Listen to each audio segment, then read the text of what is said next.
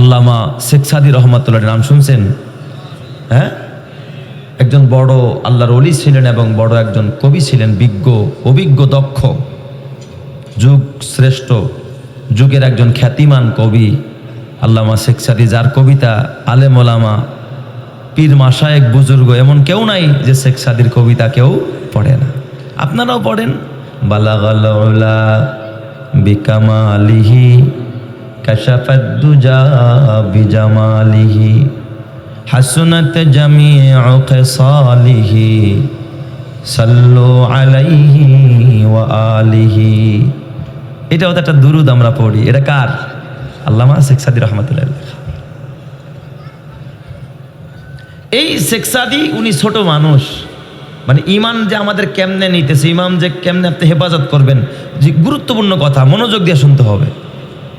শেখ সাদীর আত্মজীবনীতে লেখা হয়, উনি যখন ছোট ছিলেন ওনার বাবা একজন কৃষক মানুষ ছিলেন, ক্ষেত খামার করতেন, ফসল করতেন।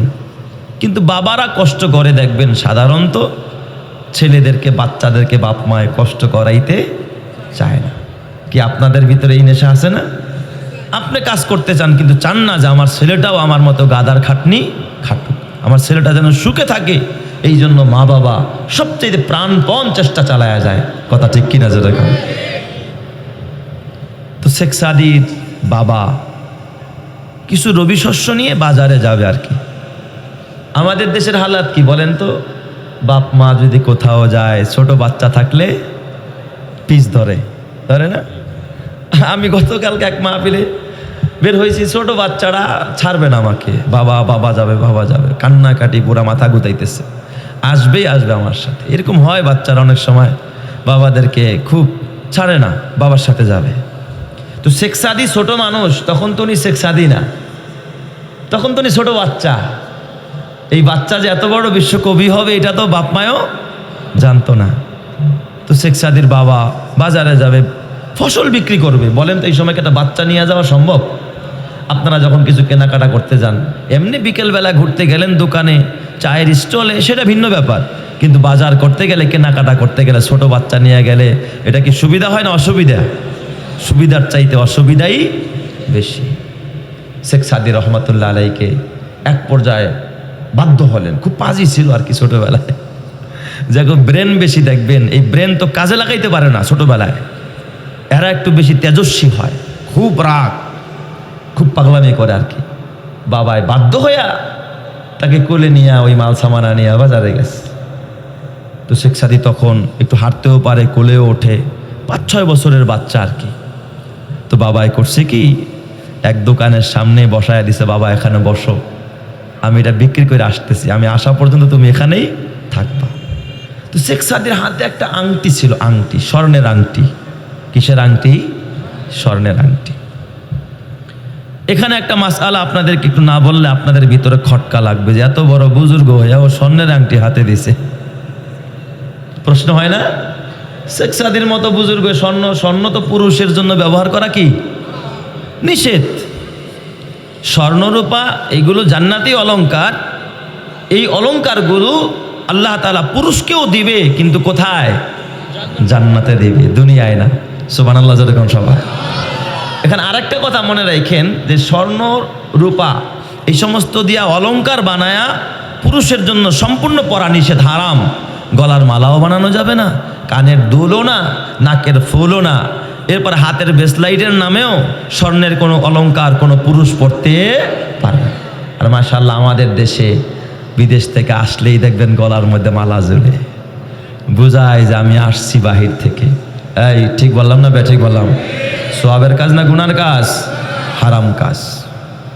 কিন্তু এখানে দেখেন ইসলাম কতটা সুন্দর, যেইটা পুরুষের জন্য দুনিয়ায় ব্যবহার করা হারাম করলেন, জান্নাতে আল্লাহ পড়াবেন, সেটা আল্লাহ তাআলা আমার মা বোনদের জন্য একবার ফ্রি করে দিলেন। আল্লাহু আকবার যেরকম সবাই। তাহলে বলেন তো এই ক্ষেত্রে, অলংকারের ক্ষেত্রে পুরুষের চাইতে নারীর মর্যাদা, নারীর অধিকার বেশি দিয়েছেন কে? আল্লাহ দিয়েছে কি দেয় নাই? যেটা পুরুষকে হারাম করেছেন সেটা নারীর জন্য কি জায়েজ। তাহলে এখানে তো বলা দরকার সমান অধিকারের নামে, কথা কয় না কে? যারা নারীদেরকে বলে যে আমরা সমান অধিকারের নামে নারীদের সমান অধিকার চাই, তাহলে তো এই অধিকারও নেওয়া দরকার যে পুরুষের জন্য যেমন অলংকার ব্যবহার করা নিষেধ, আজ থেকে আমরাও নাকের ফুল পরব না, কানের দুল পরব না, গলার মালাও পরব না, হাতের বালাও পরব না। এই স্লোগান জীবনে কারো থেকে শুনছেন? কথা কন না, কা শুনছেন? তাহলে এই ক্ষেত্রে পুরুষের চাইতে অধিকার বেশি পাইছে কে? নারী। আমি এর বিরোধিতা করি না, শুধু বুঝাইলাম বিষয়টা যে ইসলামও যে নারীর অধিকার পুরুষের চাইতেও জায়গায় জায়গায় বেশি দিছে, তার একটা জ্বলন্ত প্রমাণ। অলংকার আল্লাহ তাআলা না পুরুষের জন্য হারাম করলেন, আর নারীর জন্য আল্লাহ বৈধ করলেন। যেরকম আল্লাহু আকবার। এতে কি নারীর অধিকার বাড়ছে না কমছে? তাহলে সুবহানাল্লাহ জোরে কান সবাই। আমার মা বোনদের ইজ্জত বাড়ুক, এটা আমরা চাই। ইসলাম মা বোনদেরকে গলার মালা বানিয়েছে, মাথার তাজ, মায়ের পায়ের নিচে আপনার আমার জান্নাত। সুবহানাল্লাহ জোরে কান সবাই। তো এখন প্রশ্ন হয়, হুজুর যদি পুরুষের জন্য এটা নাজায়েজ হারামই হয়, তাহলে শেখ সাদি কেন হাতে আংটি পরছে? আচ্ছা বলেন তো, শেখ সাদির বয়স কত? 5 বছর। তার বাপ একজন কৃষক। এই লোকটা যে এত বড় হুজুর হবে, এত বড় আল্লাহওয়ালা হবে, এটা কি কেউ জানতো? তো এটার দুইটা জবাব। একটা জবাব হলো তার পরিবার হয়তো বা দিনদার ছিল না। কথা কয় না কে? আজরের ঘরে যদি আল্লাহ ইব্রাহিমরে পাঠাইতে পারে, এই জন্য নবীর বাপ যদি আজরের মতো একটা ঠাকুর হইতে পারে যে মূর্তির পূজা করত, ইব্রাহিম নবীর বাবার নাম কি? আজর। তাই আজর যদি মূর্তির পূজারই হইতে পারে, তাহলে একজন বেদিনের ঘরে, মানে কি যে পুরোপুরি দিন মানে না, কৃষক মানুষ, এরকম হয় না যে বাপ কৃষক, হ্যার ঘরে আল্লাহ বড় একজন আলেম পয়দা করে দিছে, হয় কি হয় না? হয় না? আবার নবীর ঘরে আল্লাহ কেনানের মতো সন্তান দিয়া জাহান্নামী বানায় দিস। কথা কয় না কে? লুত নবীর স্ত্রী, নুহ নবীর স্ত্রী, লুত নবীর সাথে নুহ নবীর সাথে একই সাথে, হ্যাঁ, নাইট পার্টনার, রাতে ঘুমায় একই কম্বলের নিচে, অথচ এই দোনো নবীর স্ত্রী এরা জাহান্নামে যাবে, এরা জাহান্নামী। নাউজুবিল্লাহ জোরে কান সবাই। তো এইটা একটা জবাব যে হইতে পারে তার বাবা তখন হয়তো বা দিনের সঠিক বুঝ পায় নাই। বুঝ না পাইলে তো ছেলেরে আংটি তো দূরের কথা, আরও কিছু দিবে, সোনার চামিজ বানায় দিবে, ঠিক কিনা জোরে কান? এটা আপনারা করেন না? আপনারাও তো করেন। একটা জবাব। আরেকটা জবাব হলো যে ছোট বাচ্চা, কি ছোট বাচ্চা, ছোট বাচ্চারা আরজি করে, মর্জি করে। বাবা মারে যখন দেখছে আংটি, বাবারে যখন দেখছে, বা অন্য কারো বোনরে দেখছে, আপুরে দিছো আমারও দিতে হবে, ঠিক না?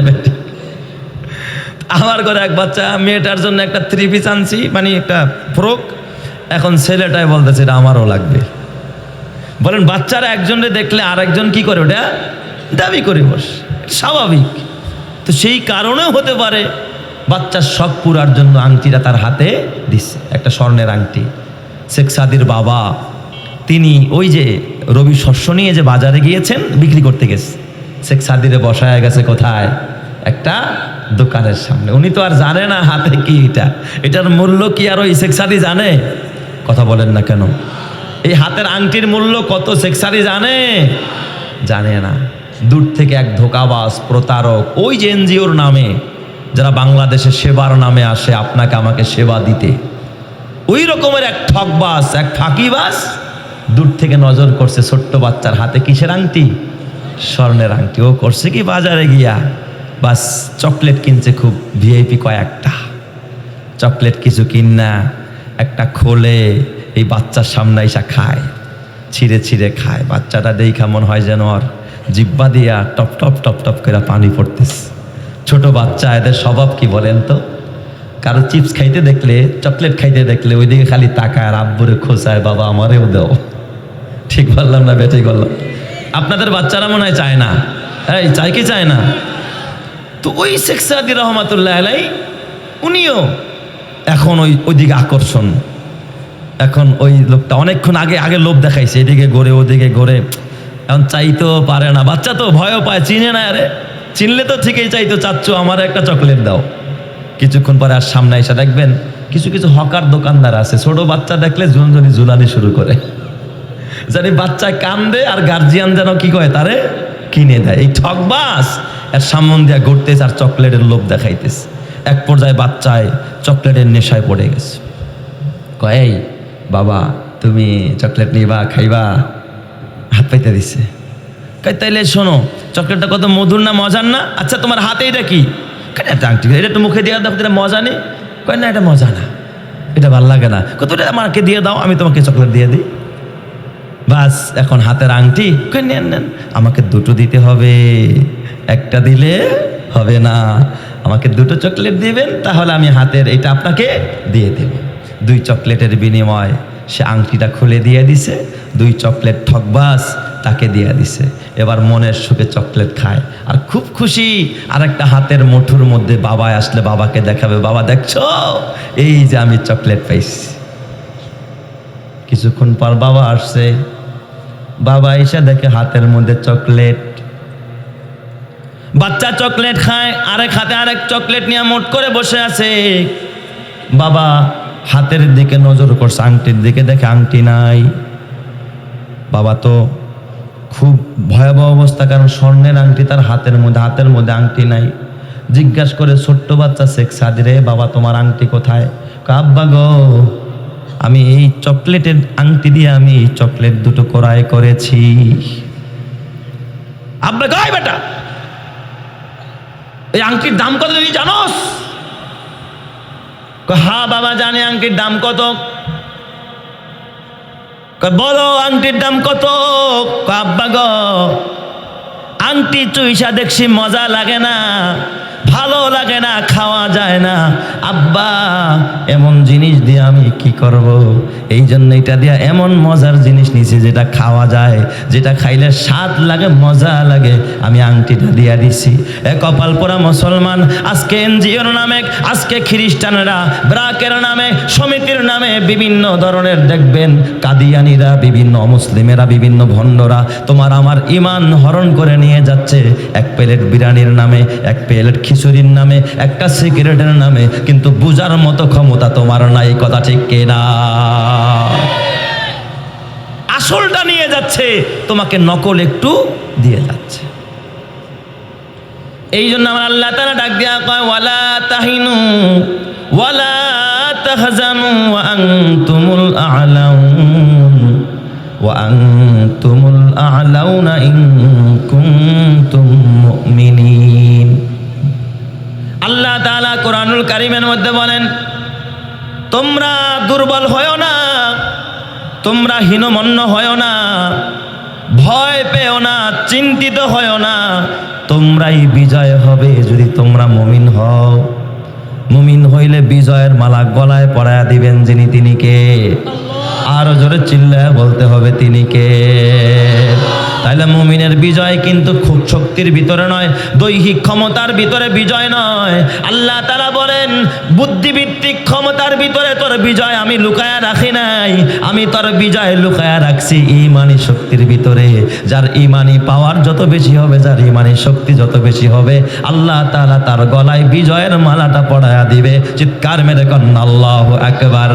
ঈমানের পথে অভিচল থেকে আমার মরণ যেন হয়, ঈমানের পথে অভিচল থেকে আমার মরণ যেন হয়। তোমারই কাছে মিনতি আমার, তোমারই কাছে মিনতি আমার, মহামহিম দয়াময়। ঈমানের পথে অভিচল থেকে আমার মরণ যেন হয়, ঈমানের পথে অভিচল থেকে আমার মরণ যেন হয়। প্রতিদিন মিথ্যের মুখোমুখি হয়, বেদিন ফাসেকেরা করে হইচই, আজাজিল এসে গোমরাহি সুর গানে করে তুলে মোহময়। ঈমানের পথে অভিচল থেকে আমার মরণ যেন হয়। তোমারই কাছে মিনতি আমার, তোমারই কাছে মিনতি আমার, মহামহিম দয়াময়, ইমানের পথে অবিচল থেকে আমার মরণ যেন হয়। জোরে জোরে কান আমিন। হয় নাই, আরো জোরে বলেন আমিন।